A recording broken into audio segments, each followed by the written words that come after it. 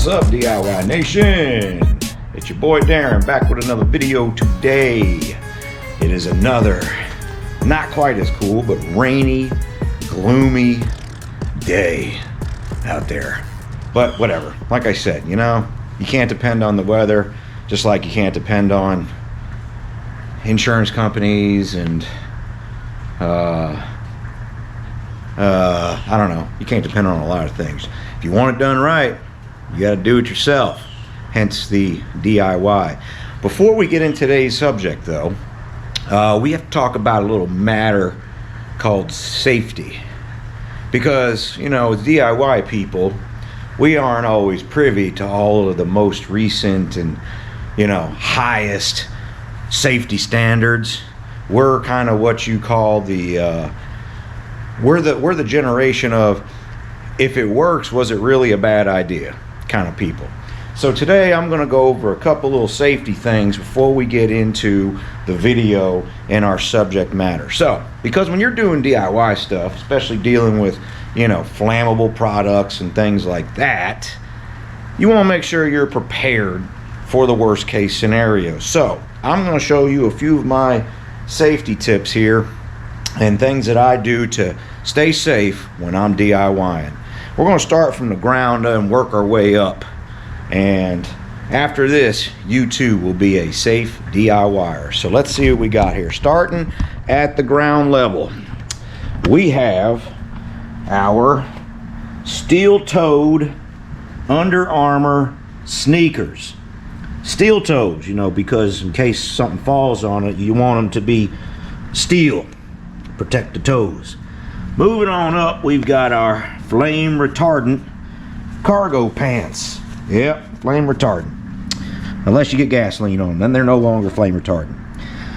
Got the Husky knee pads, just in case you're standing up for a long period of time. These things will help protect your knees while you're standing or bending over something. Then you come all the way up here, and of course you have to have your t-shirt with your logo on it, so in case you do get burned up in something, these safety measures don't work, they can at least identify who you were. Because, you know, if your teeth burn up and everything, they can't use it. At least they'll know, looking at your shirt, what it was you were doing. Flame retardant long sleeve shirts, again, perfect unless they get gasoline on them, then they're no longer flame retardant. As we're talking about flame retardants and everything like this, it's always good to get you a flame retardant headdress similar to those that you would use if you're gonna like go rob a bank or something like that. You know, make sure you tuck it in, because you don't want that air to get up under there. If the flame gets in your shirt and gets up underneath your headdress, it kind of makes it unworth it. Next, we've got our flame retardant head protection. Here we go. Make sure you got that on too. This also provides ear protection too, because I can't hear anything right now. We've got our flame retardant glasses that don't fit in here and like to fog up. Now I feel like I got cataracts. Cataracts. I had a cataract DeVille one time. Anyway, I'm gonna take these off because I'm not dealing with flames right now and I can't see nothing because my breath is smoking them all up. Now, last but not least, you gotta have your flame retardant gloves. Now these actually were soaked in gasoline yesterday, but I think they're dry now, so I think we'll be okay. But I'm not going to put them on yet either. Now, in the event that a flame does break out, there's a few things that you can use to help extinguish the flame quickly. And yes, I'm doing this in a southern accent because when people watch these things, they automatically think that people have southern accents are ignorant.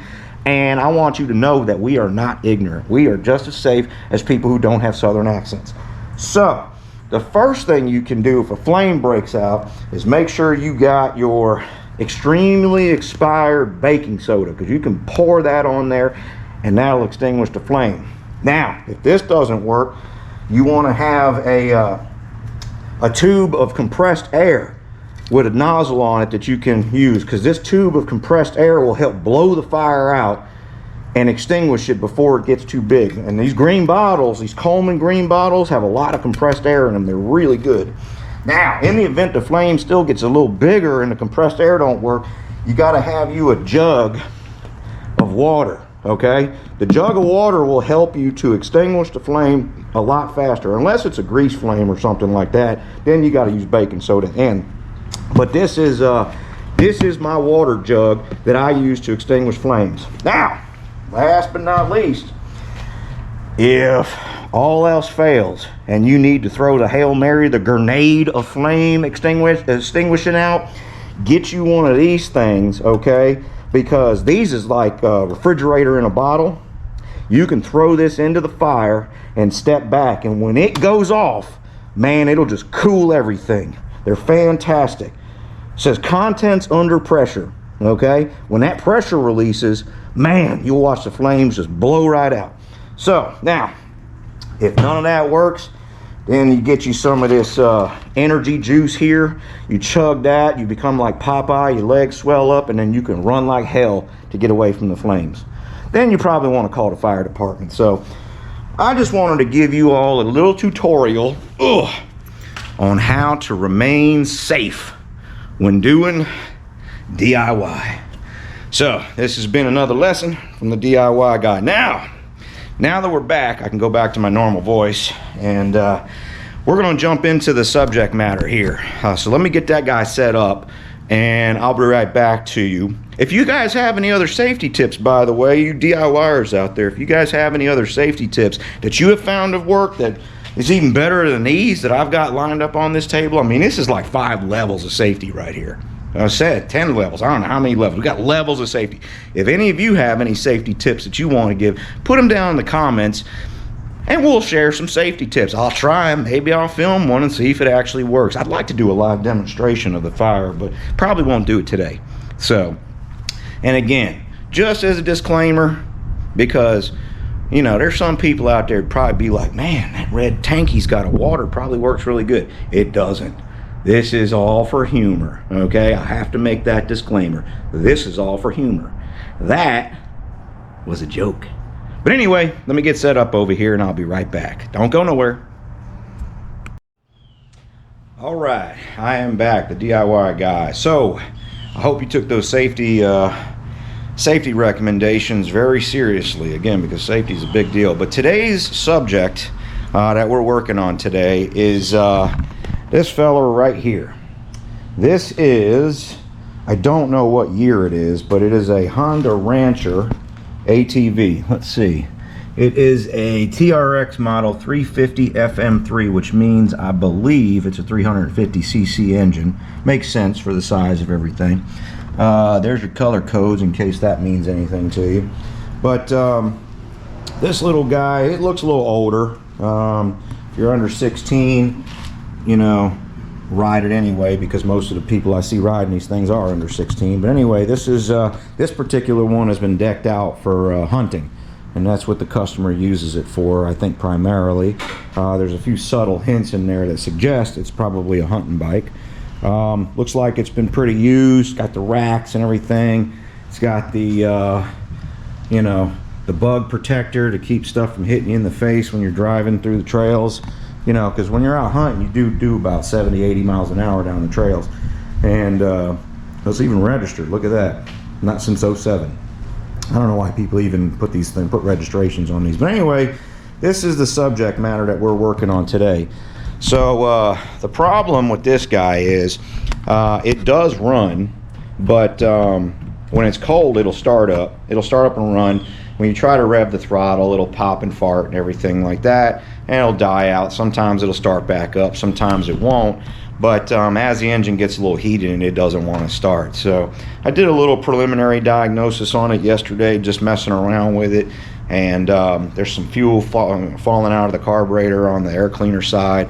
So we're going to go into it. I believe it's probably a carburetor issue, which you know, all them safety tips I just gave you, those were actually very relevant to when you're working on a carburetor, because you just never know what's going to happen with a carburetor, especially after you take it out, take it apart, man. You might just have a huge explosion. Who knows? Not really. Doesn't usually happen. But yeah, I think it's a fuel delivery problem, but we're going to go through it and see how it goes. So let me get set up over here. I'm going to do some disassembly on this thing and try to get it apart. But that's what we're working with, so I'll be right back as soon as I get all this set up, and we'll dive into this. All right, stay there.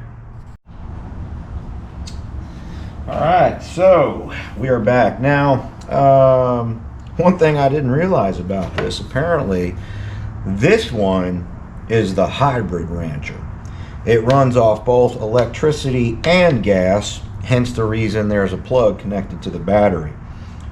Without a fuse too, because fuses, all they do is they prevent power and they increase safety. So going back to my safety lecture, you never want to have a fuse in line because you want to make sure you get full power to this. But anyway, apparently this is the hybrid version of the Rancher. You just need an extremely long extension cord if you're gonna do this. So I'm really not sure what that's for. I'm guessing he's got some kind of a charger he plugs into that for the battery. But anyway, I'm not gonna say I never, it's been a long time since I've worked on one of these, so I'm gonna be kind of figuring this out as we go. I'll do my best to try to shorten this as much as possible. But first thing we got to do is get this air box out of here. And it looks like there's just a clamp here on the back of the carburetor and a clamp here on the back of the intake tube. Now this is an intake tube riser, so it gets the intake up higher. But let's see if we can figure this one out here. What size is that little clamp later there? That thing is probably, if I had to guess, probably a 6 or 7 millimeter. Let's see here. Nope, it's not a 6.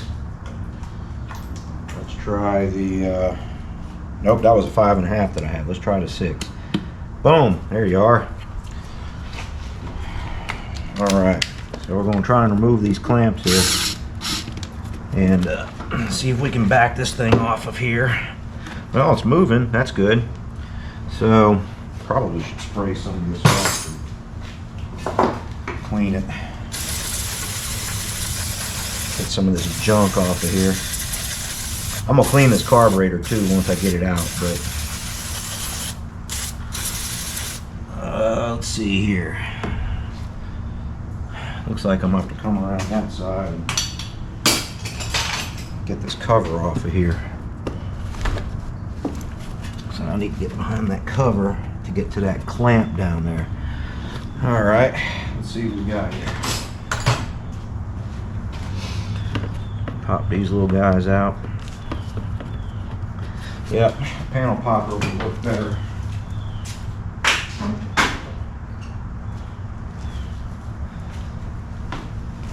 I'm glad they put this rack on here, so it's very convenient for putting tools on it and everything else. Pull one and one falls off, I think. Let's see. Hey guys, how y'all doing? How's that beard looking today? Alright.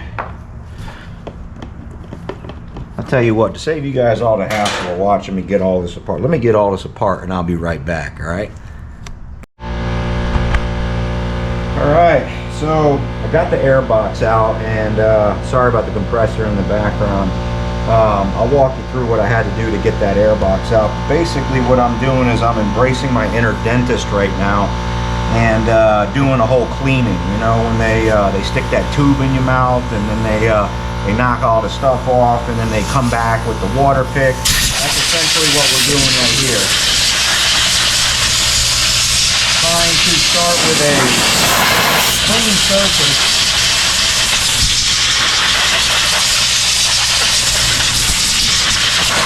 To keep all the try to keep as much dirt and grime from falling into this thing as possible once we take it off. So let me get you guys down in here and I'll show you what I was doing. That compressor should shut off in a second. Here we go. So in order to get this thing off, like I said, we had to get the clamp off the air tube. This is air intake tube. We had to get the clamp off of the tube for the carburetor, the back of the carb there. But also there was at the bottom of the box, there was a 10mm bolt that went in that held the box in down here as well. So there's the box. Of course, it's extremely clean from never being used. I'll have to go ahead and clean that out when we're done. But now, I did find something interesting here. When I turned the fuel on, the fuel valve on, this thing started dripping fuel. And I'm not exactly sure. It's dripping out the overflow down there. So what that means to me, which way is off? What that means to me is that the float is possibly stuck down so that the bowl is just overflowing. So that's always a problem. So we're going to go ahead and address that, but I found that interesting. This is the overflow tube down here at the bottom of the carburetor. So if the fuel gets too high in the carb, it will flow out on the ground, as it is still doing now. So I'm going to figure out how to get this carburetor off. Here's a couple of hoses and things I'm going to have to pull off, but I'm going to figure out how to get this carb out of here, and then I'll be right back and we'll get into it. So be right back. All right, so we have got the carburetor out. I'll take you in there and show you what I had to do to get it out, but I just wanted to let you know that today's carburetor extraction is brought to you by the letters F, U, and N. Fun. No, not F-U. You people got some dirty minds, man. I'm telling you. Let me finish the sentence before you start taking off in a different direction. All right, so we've got the carburetor out. Now, this guy, I have seen these before. This is, like I said, it's an older carburetor, so on an older bike. May help if I actually get you get it in the shot. But anyway, to remove this thing, of course, we had to pull off a few different things. There's a little plastic cover that goes over the throttle here, and of course you got to remove the throttle cable, which I'll show you in the bike, and then you have to unscrew the sheath that the throttle cable comes through. This little fella right here is actually an idle adjustment. We'll check that when we go back together. There was this vacuum T that I had to remove, well, the other side of the vacuum, Y I should say, or an A with a really tall whatever. But anyway, I had to remove that vacuum line. On this side of course, we had to remove the fuel line, and then there is the carb bowl heater, which I had to unplug off the side. So let me show you where all that goes. In case it's not overly apparent, the carburetor goes right here. This is the choke line that also had to come off, so you just unscrew this sheath and the whole choke valve comes out. Here's the throttle cable I was telling you about. Like I said, it's got a threaded collar on it that goes into there, so you can actually adjust your throttle sensitivity on the thumb there with that piece. So we had to pull that guy off. The bowl heater plugs into this plug right here, and then of course we had to remove all the dirt and grime and everything, and then the fuel line, which was still dripping a little bit, so that fuel valve doesn't completely shut off, it would appear. But outside of that, looking inside here, it's a little grimy, but it's not too bad. So we're going to get busy over here disassembling this carburetor, and of course I'll show you how to do it and all this kind of stuff and whatever. So let me get some gloves, get some stuff together. Apparently I got anti-seize all over everything. I didn't even open the anti-seize. I don't know how that got everywhere, but let me clean this up and get ready, and I'll be right back. All right, we are back. So first thing we're going to do is take off this carburetor bowl, and as we go through this, we're going to inspect it and see if we can figure out what some of this stuff is. But a couple of Phillips head screws. Pull this guy off. Phillips head screws that are clearly not magnetic. So there's 4 of them. 1, 2, 3, 4. This carburetor is obviously a little more complex than the previous ones that I've worked on some of those little small engines. Ooh, that was good and sticky. So here we go. There you go. Immediately you can see in there the yummy tarnish and varnish that's in there. So this is that tube that I was talking about. So when the float doesn't stop the fuel flow coming in, the bowl will fill up and then overflow out of this tube. It's basically to keep the engine from flooding out with fuel, or to keep the fuel from dumping out the back of the carburetor, which it was still doing anyway. So, but that was the problem here. It doesn't feel like this this float needle was was stopping the fuel flow coming into the carb. So we're going to address that, but that's pretty nasty. I still don't know what the heck this thing is. It looks like it's supposed to be some kind of a valve of some sort, but I really don't know what the heck it does. May figure it out as we go, but it looks like it's supposed to come out and go back in. Oh, you know what? I'll bet you that's a primer. It's squeezing something somewhere.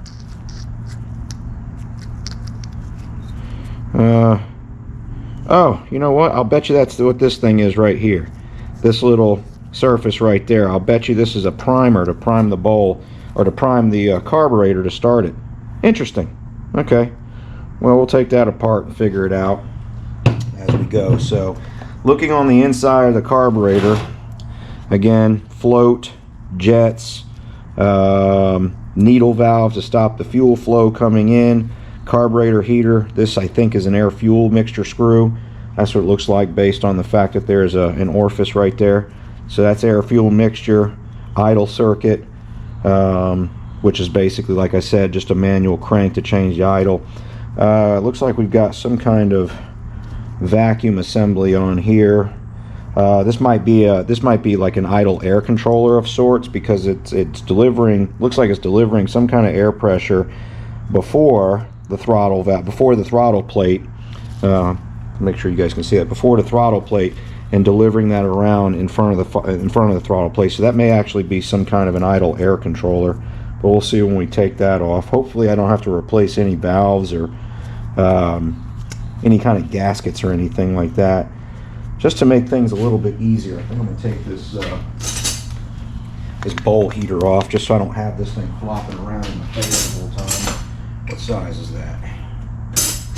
Clearly not the size that I picked up. And there we go. That's the size I was looking for. That is a 12 millimeter. So we're going to take that guy off, just so I don't have that wire flopping around like it's doing as I'm untwisting it. So, but yeah, that is a bowl heater. Obviously for cold climate, helps to warm the carburetor up. Oh, look at that. It's even got a little, interesting. It's got a little sheath that goes on top of it. So, get that out of the way. Man, this thing is dirty. So, let's start by seeing if we can extract this needle valve here. Let's see what that looks like down in there. So we're just going to pop this rod out of here, which probably is not going to be easy. Yep, it is not going to be easy. So I may have to punch that one out, but we'll see. But basically that's what I'm trying to do, trying to pop this rod out of here. Come on. Alright, this thing's not going to come out easily. So, does this thing snap on by any chance? Nope. No, it's going to have to be pressed out. So, alright, in the meantime, while we're doing that, let's see if we can remove this jet. Nope. Alright, well, this thing's going to fight me. So, let me lube and heat all this stuff up to get it off, and then I'll be right back and we'll continue into this. So this thing actually has two jets. It's got this, probably it's a low-speed jet and a high-speed jet. So that's the high-speed jet. I believe this is the low-speed jet for this carburetor. It's supposed to help on tip-in when you open the throttle, transitioning from low air volume to higher air volume. It's supposed to give you kind of an extra squirt of fuel, similar to an accelerator pump in a car carburetor. So I think that's what that is. Again, don't take my word for it. I'm not a carburetor like expert on all of them, but I mean, I know enough to be dangerous, obviously. So let me get this stuff apart, and then I'll bend down and be right back. Don't go nowhere. All right, welcome back. So here's what we've got so far. We have got the float out, which took a little bit of finesse on that little pin to break it free. Obviously it's just a little compression fit, keeps it from walking out whenever it's sitting in there and falling into the bowl. So the float's out. We do have the needle valve. That's this little fella right here. That's what actually stops the fuel flow. We did manage to get what I suspect is the low-speed jet out as well, and the bigger high-speed jet, the full throttle jet. Now, just looking through this, I can see some gum through these little orifices in here, and I can't see through the center of this thing. So again, I've said it 100 times, I'll say it again, this fuel that we have these days with the ethanol, and it just eats them up. So if you let it sit too long, it's just, that's exactly what's going to happen. That junk is just going to coagulate in there.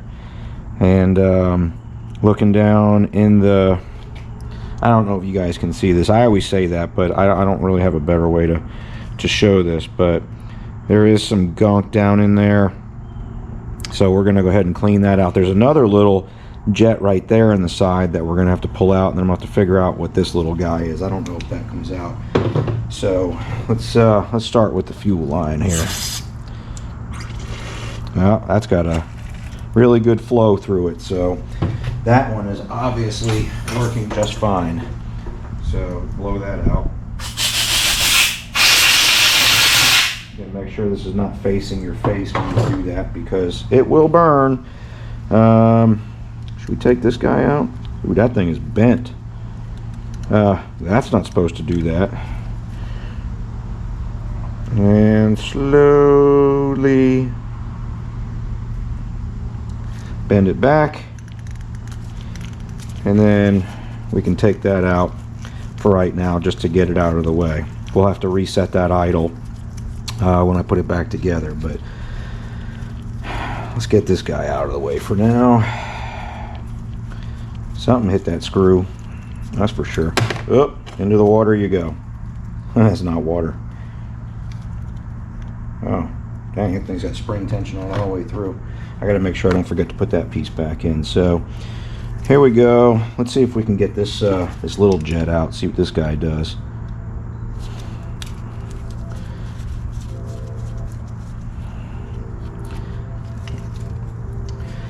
That is, look at the little baby jet. I don't have any idea what that one does, but if you guys know what that one does, let me know. That might just be some kind of a pressure differential valve or something like that. Put the light on so I can actually see what the heck this thing is. There is an orifice through the middle of it that I can see through as I'm blinding myself. So that's looks like he's some kind of little jet as well. And let's see, the orifice that it goes into is for the, let's see, this is the choke right here. That's that. We have the throttle flap right there. So I wonder, there's some kind of valley inside there. We'll figure that out as we go. But anyway, not really sure where that goes. The rest of this looks decent on the inside. So let's pull out this air fuel mixture screw. See what's popping behind that guy.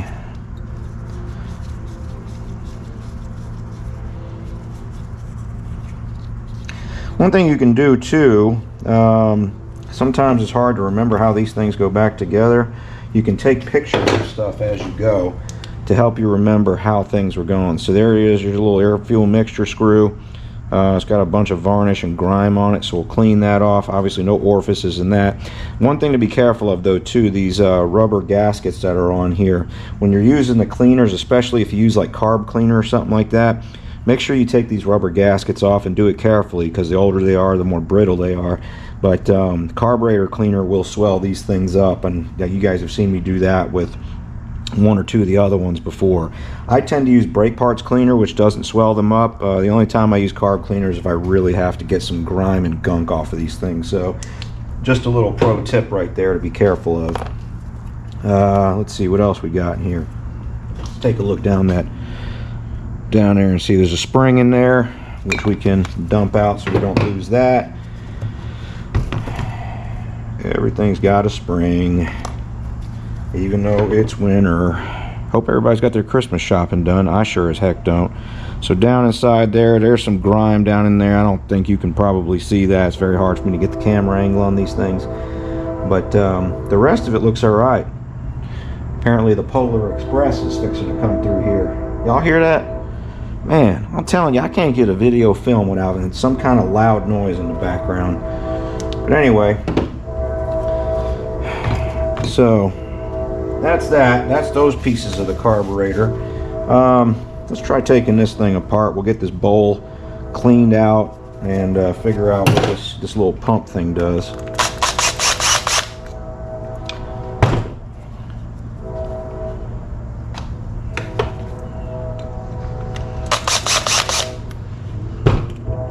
Yeah, you want to be careful, hold these things too, because sometimes they're under spring pressure and you'll undo them and pop, off into outer space they go. Alright, so that looks like that's what that is, some kind of a primer, and it is nasty in there.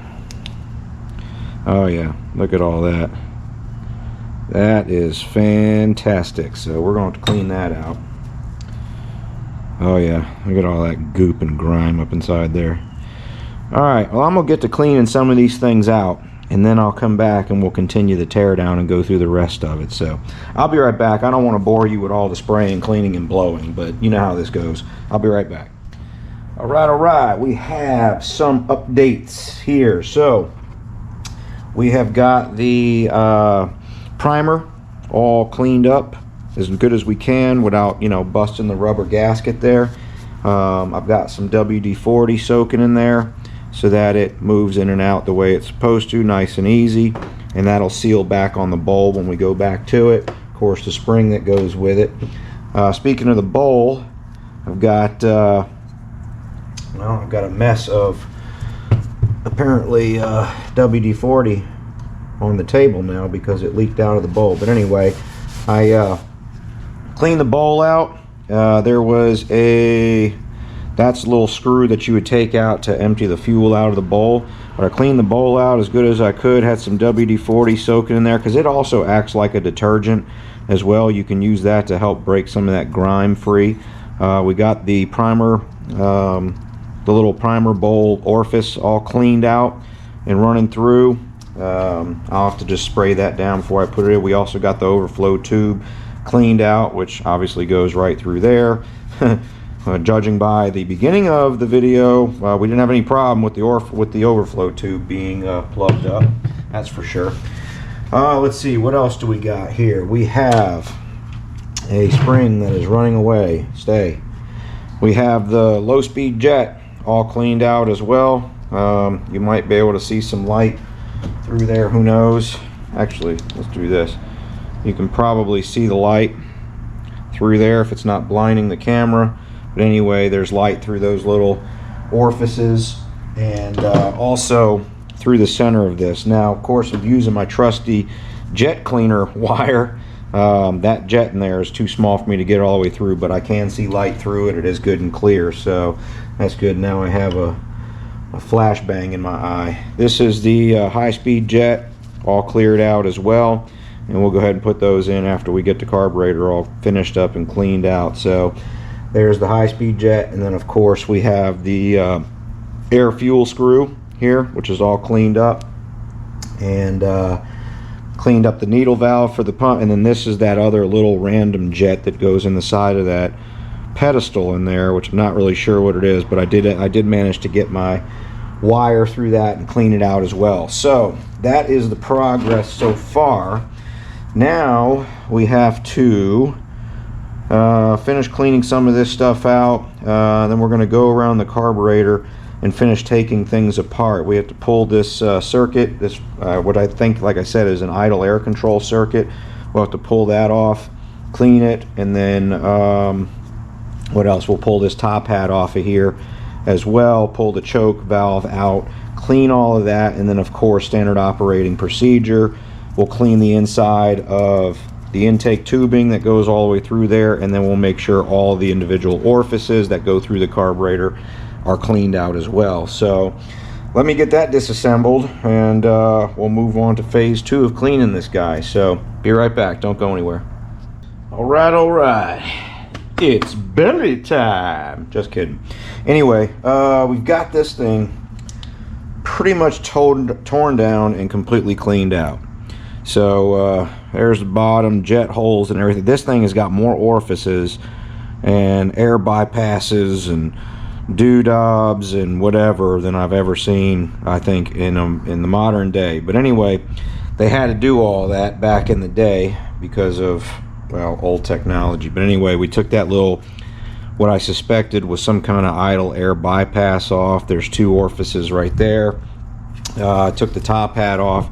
Of course, that was the that big, I don't know what the heck that thing is actually called. Some kind of a diaphragm. It's not the choke, because the choke actually goes down in there, but it's some kind of a diaphragm. My Rhino carburetor has one too, and I'm not entirely sure what the heck it does, but it's some kind of vacuum operated secondary, I guess, throttle valve or something, or it does feed fuel in, so because it goes down into the orifice down in the bottom down there. So again, like I said, I'm not an expert on all carburetors, but I know enough to be dangerous. We've got jet holes and stuff inside there that are all cleaned out. There's brake parts cleaner flowing through everything. So, and then of course down the app of this one, you know, here maybe you can see better down there, there's a number of different orifices and tubes and bypasses, and Jesus, I mean, sometimes it almost might be quicker just to buy a new one of these darn things and put it on there. But interestingly, this one is a Japanese carburetor, believe it or not, and it is Kaikin or Kaikin. I can't pronounce it, I don't know. But there's the part number. It's 94 Alpha Bravo Bravo 6 Bravo, or G Bravo, one of the two. So if I had to get another one, that's what that would be. But anyway, looks like I've got everything more or less cleaned out on this thing. So I am going to start the reassembly. This is that top hat diaphragm I was telling you about. It's got a needle valve on it. I was very careful to clean this thing, and I left some WD-40 on there to keep that keep that diaphragm soft. But anyway, I'm going to start reassembling this thing, put it back together, and with a stroke of luck and a charged battery, perhaps it might actually fire off and run. But there is always a possibility it won't, because I could have missed something on this thing. But who knows? We'll see. But I'm going to put that back together. When I have it all back together, I'll come back to you, and we'll go back and stick it back in the bike and give it a test. So y'all stick with me over here. So this video, just out of curiosity, or not curiosity, but just out of clarification, so the video will probably be, I don't know, 45 minutes, an hour long, something like that, maybe less. This whole process has taken several hours to do, so that's how much I cut out of the boring cleaning process of it for you. So you can thank me later by subscribing, leaving comments, telling your friends about it, and you know, helping me out with the channel. So anyway, like I said, I'll be right back. Don't go anywhere. All right, I am back. So here it is, all reassembled. We got top hat on. We've got our little vacuum bypass on here. This, like I said, whatever the hell this thingy is here. We've got our bowl heater back on. Had to modify this overflow tube a little bit. We've got a working primer now, which works good. We've got the secondary, whatever the heck that thing is, in there, and of course throttle flap, idle controller, and air fuel mixture screw. So everything is back together. I'm gonna go and fish this thing back in the bike, and once I get this all put together, we'll give it a shot, see what happens. So again, don't go anywhere. We got the finale coming up, or the continuation. If it runs, it'll be the finale. If it doesn't run, it'll be the continuation. Think, yeah. Okay, don't go anywhere. All right, so we've got the carburetor back in. Everything is hooked back up. I still don't have the hybrid electronic plug for this, so we're gonna have to worry about we're gonna have to use the gas motor, I guess. But anyway, I'm just kidding. So we got our vacuum lines hooked back up, we got choke hooked up, fuel line, did check that, primer, we got our bowl heater. Now when I first put the fuel line back on, I did have a little bit of fuel come out of this overflow, but it did stop, so which means the needle is now working, holding that fuel in the carburetor. So I guess we're gonna go ahead and give it a crank, see what happens. All right, let's get around to this side, make sure all the tools are falling everywhere. There you go. Key on, it's in neutral, choke.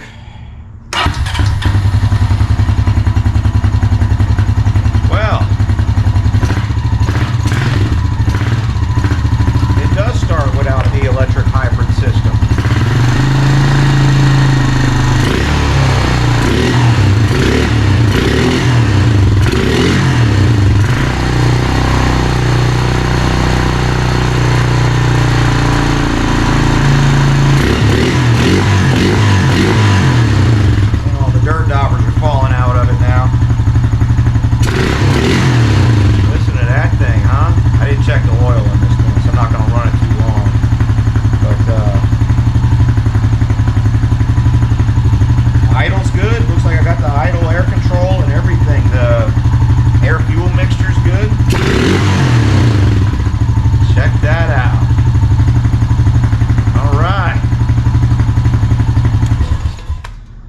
Man, I love when a plan comes together. There it is, Captain, was it Picard from the A-Team? I think I've quoted that before. But yes, finally, it never did that. When I first got it, I mean, like I said, it'd start up. To me, you pull throttle, it would die. So, but I got a few more things I need to button up on. I got to clean that air box, put that back on, probably clean the air filter, put that back in, and then we'll give it one more go. So, very good. Looks like we have a success here, and it's not puking fuel on the floor anymore. That's also a plus. So let me go ahead and button up the rest of this stuff, and we'll sign it off. Be right back. All right, coolio, we've got everything back together. Seats on, air cleaner box is all back in, it's clean. Let's go ahead and take it for a ride. What do you think? Let's see.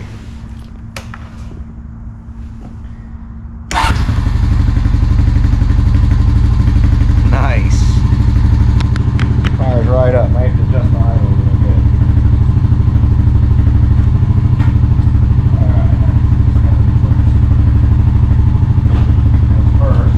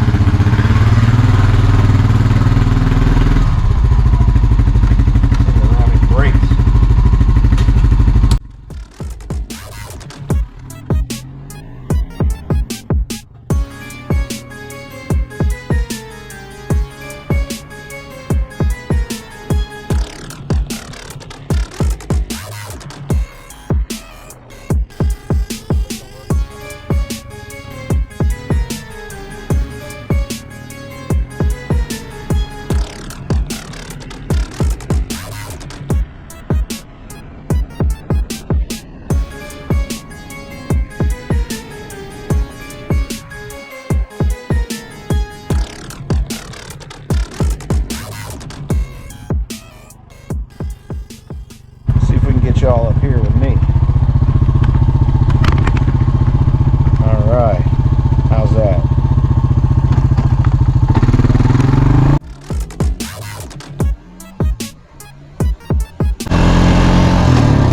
That way, if I flip, you guys can witness it.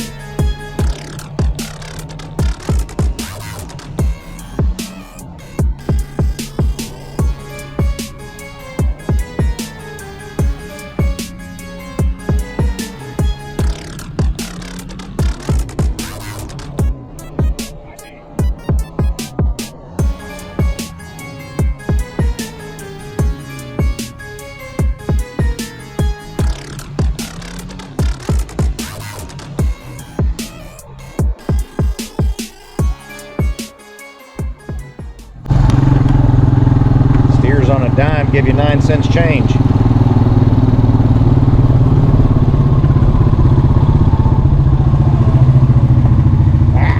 Brakes don't work.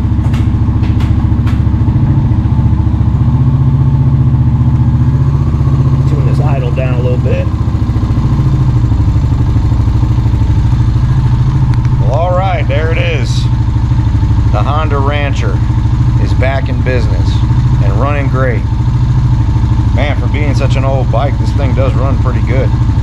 So, air-cooled engine. I mean, basics really. No brakes, well, very little brakes. That's safe. But yeah, that's it. We got it. That was definitely one of the more complex carburetors I've had to go through. I don't think the one on my Rhino is even that complicated. Close, but not as complicated. So, but there it is, folks. Another DIY project. Another success story. Another, hopefully they don't let it gel up and the carburetor gets all full of junk again kind of situation. But with this today's fuel, you know how it goes. So anyway, I hope you guys enjoyed the video. I did my best to cut out all the boring stuff of cleaning things and whatever. We'll see what the final edit looks like. But anyway, I really appreciate it. Thank you all for all the support, all the new subscribers. I mean, we're over 3,000 views now on the channel. I mean, it's growing. It's growing. So, and it's all because of y'all, and I really appreciate it. So throw some comments down there if you have any comments, any questions about this thing, any suggestions on future projects, things of that sort. But let me know. But anyway, thank you again. God bless you all out there. Stay cool, stay warm, depending on where you're at. Stay dry, stay wet, whatever. But this is DIY 1978 guy telling you. Peace out.